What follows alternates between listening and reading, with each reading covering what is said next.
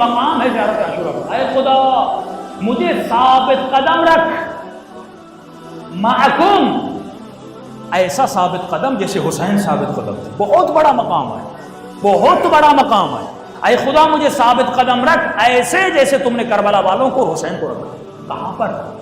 فی الدنیا والآخرہ، دنیا میں بھی ثبات قدم ہو، آخرت میں بھی ثبات قدم. تزلزل قدم بہت خطرناک منزل ہے کہ انسان دنیا میں حسین والا ہو، حسینی ہو، تو قدم ایسے لرزیں اس کے وجود میں کیسی صفت پیدا ہو جاتی ہے. صفت سے حسین کو نفرت، جس صفت کا سوچ کے بھی سید سجاد رو پڑے. یہ ایک الگ موضوع ہے کہ کربلا میں جو شخصیات موجود تھیں وہ پازیٹیو اور نیگیٹو دونوں کیریکٹرز کا ایک اشرہ ہو سکتا ہے.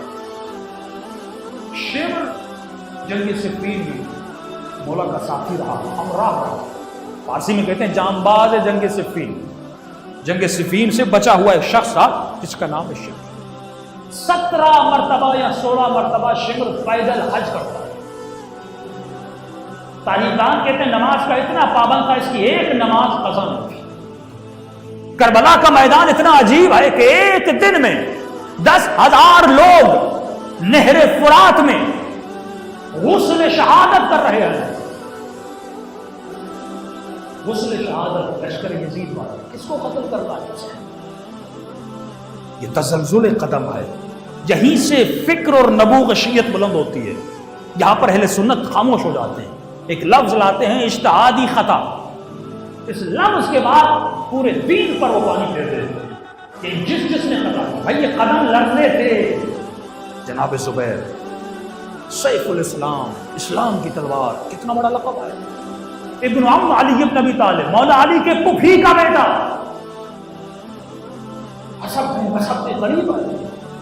واحد شخص ہے، 4-5 لوگ تھے جب مولا کے ہاتھوں میں رسی آبادی گئی، انہوں نے تلواریں بلند کی تھی، ان میں زبیر شامل ہے. واحد آدمی ہے جو مسجد میں جاتا ہے اور وہ مولا فرماتے ہیں مسجد میں آ جاؤ، اگر تمہاری تعداد زیادہ ہوئی علی تلوار اٹھانے اور قیام کرنے کے لیے تیار ہو جائے گا.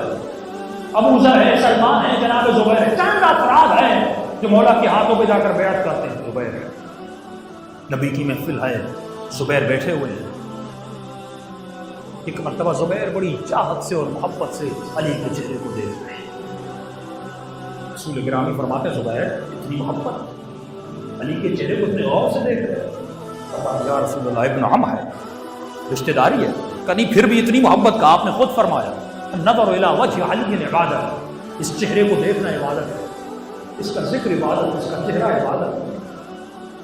اس وقت رسول نے فرمایا زبیر ایک وقت آئے گا اسی علی سے تو چہرہ پھیر لے گا. یہ تزلزل قدم ہے. اسی علماء فرماتے دعا کیا کر اے خدا مجھے عاقبت میں خیری نصیب کر، جب آخری لمحے میں سانس نکلے اس وقت بھی علی والا رہوں. معصوم کیوں فرماتے گناہ نہ کرو؟ فرماتے کوئی ایسا نہ ہو گناہ کی حالت میں موت آ جائے، زنا کرتے ہوئے موت آئے، شراب پیتے ہوئے موت آئے، گالاں گلوچ کرتے ہوئے موت آئے، کسی مومن کا بغض رکھتے ہوئے موت آئے، کسی بہن کا ہاتھ کھاتے ہوئے موت آئے، اے جبان حرام کام کرتے ہوئے موت آئے. اس لیے ہم کہتے گناہ سے بچ. یہ مقامات زیارت عاشورہ میں آئے ہیں. یہی زبیر ہے وقت آتا ہے جنگ جبل کا میدان سج جاتا ہے. یہ واحد جنگ ہے کہ علی نے جنگ شروع نہیں کی. سب سے پہلے میدان میں آپ کے مولا جاتے ہیں. مولا نے لباس سے جنگ نہیں پہنا، تلوار نیام سے نکالی نہیں، نیام میں اور میدان میں آ کر کھڑے ہو گئے اور مولا نے خطبہ دیا. لوگوں نے کہا زبیر علی آیا ہے، جاؤ علی کے مقام. سیف الاسلام کا بہادر تھا. جب زبیر جانے لگا تو کسی نے کہا کہ زبیر علی کے مقابلے میں جو بھی گیا بچ کے نہیں آیا. زبیر نے کہا علی لڑنے نہیں آیا، اگر لڑنے آتے تو مجھ کو میرے لقب سے نہ پکارتے. مولا نے زبیر کو بڑے احترام سے بلایا کہ آجا سیف الاسلام ہر جنگ میں شامل ہے. جس کی تلوار کے لیے مرنے کے بعد مولا اس کی تلوار کو دیکھ کر روتے، فرمائی وہ تلوار ہے جس کو رسول دیکھ کر خوش ہوتے تھے. ہر جنگ میں رسول کی مدد کرنے والا. لیکن جب قدم لرز جاتے ہیں تو انسان کہاں کا کہاں پہنچ جاتا ہے. ایک لمحے میں انسان جنت میں ہے اور اسی ایک لمحے میں انسان کبھی جہنم میں چلا جاتا ہے. یعنی ہور کا ایک دن پہلے دیکھیں تو جہنم میں ہے اور ایک دن بعد والا دیکھیں تو اور جنت میں ہے. یہ لمحے ہی تو ہیں جو ہماری پوری قسمت کو بیان کرتے ہیں کہ تجھے کہاں جانا ہے اور کون سا بننے والا ہے، کس لشکر میں جانا ہے۔ اور جیسے مقابل میں آتے ہیں امام علی نے ایک جملہ کہا، زبیر تجھے یاد ہے کہ ایک دفعہ ہم بیٹھے ہوئے تھے، اسی چہرے کو دیکھ کر عبادت کر رہا تھا، آج اسی چہرے کے مقابلے میں تلوار کو دے کر آیا۔ تجھے یاد ہے نبی کا فرمان کہ کہا تھا زبیر ایک دن اسی علی کے مقابلے میں جاؤ گے۔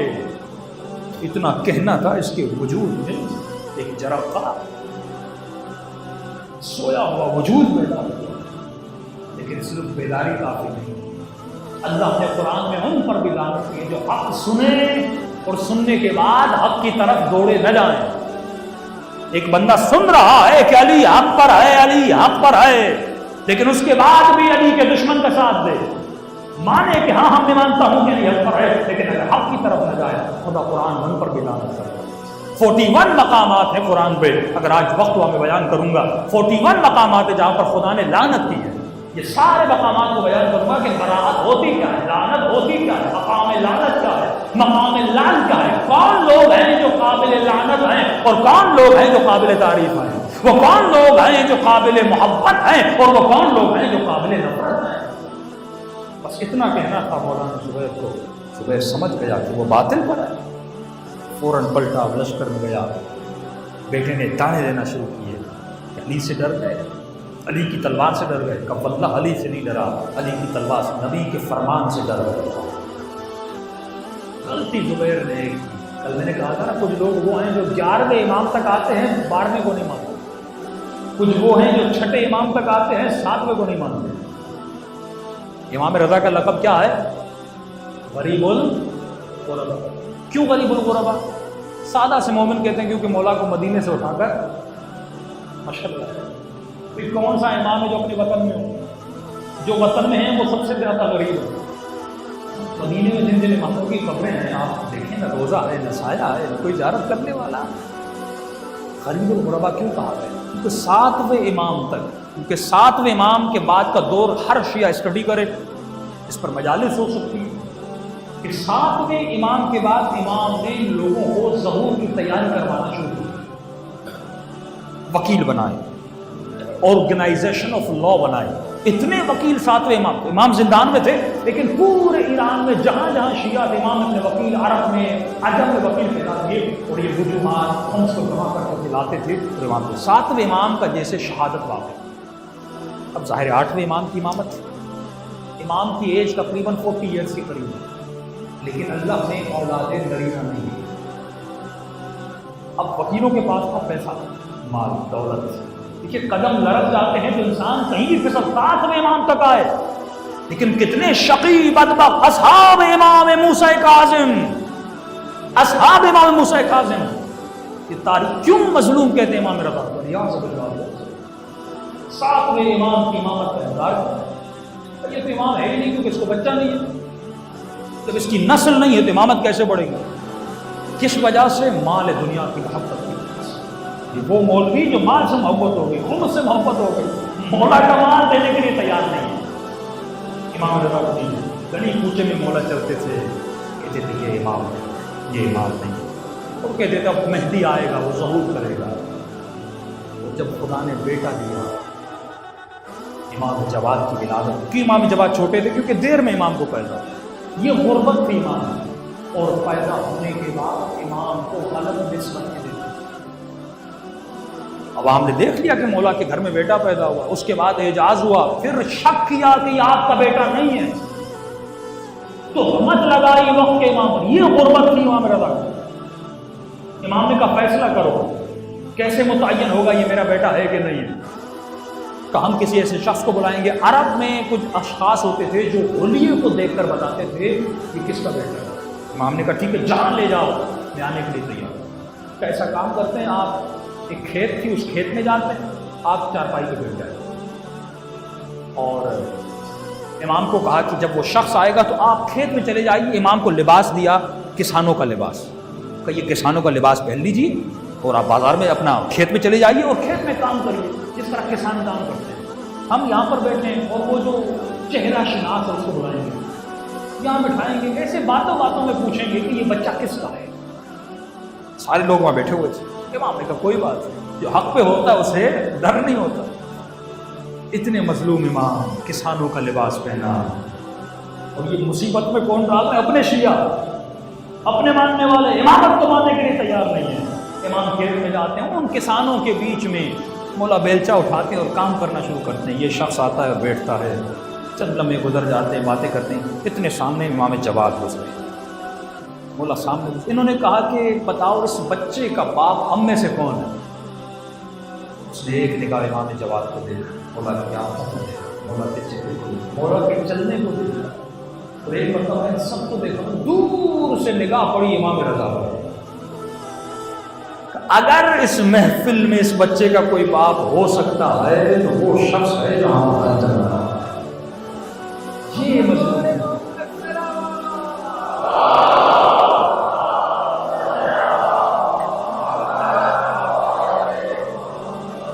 یہ مظلومیت ائمہ اور اہل بیت, تزلزل قدم, قدم درج جائے, ثبات قدم. ایک مقام جہاں پہ عاشورہ میں آئے, ان یثبت لی قدم صدق, سچے قدم, ثابت قدم قدم دنیا میں اور آخرت میں. معکم فی الدنیا والآخرہ, آپ کے ساتھ ثبات قدم چاہتا ہوں.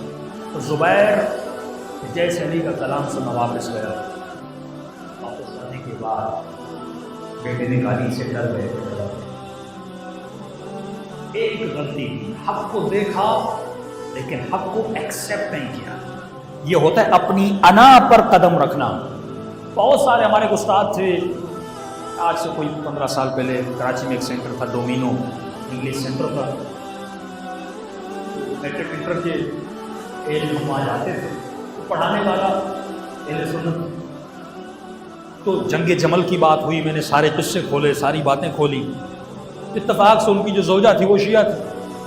اب کہنے لگا میں جانتا ہوں کہ آپ شیعہ حق پر ہیں. میں نے کہا اگر جانتے بھی ہو تو مانتے کیوں نہیں؟ آج ایشو یہی ہے کہ جان رہے ہیں یہ حق ہے لیکن مان نہیں رہے, اور یہی وجہ ہے جہنم میں آنے کی. تو زبیر نے دیکھا علی حق پر آئے لیکن علی کا ساتھ نہیں لیا, نہ اس لشکر کا ساتھ دیا, یعنی باطل کو بھی چھوڑا حق کو بھی چھوڑا. بیچ کے راستے میں چلا اور پیچھے سے کوئی شخص گیا اور اس نے زبیر پر وار کیا اور زبیر کو قتل کیا, اور زبیر کا سر اور تلوار لا کر مولا علی کی خدمت میں رکھی. یہاں پر امام نے جملہ فرمایا کہ مارنے والا اور مرنے والا دونوں جہنمی. کیونکہ جو مارنے گیا تھا اس نے بھی علی سے اجازت نہیں دی, اور جو لشکر کو چھوڑ کے گیا تھا اس نے بھی علی سے اجازت نہیں.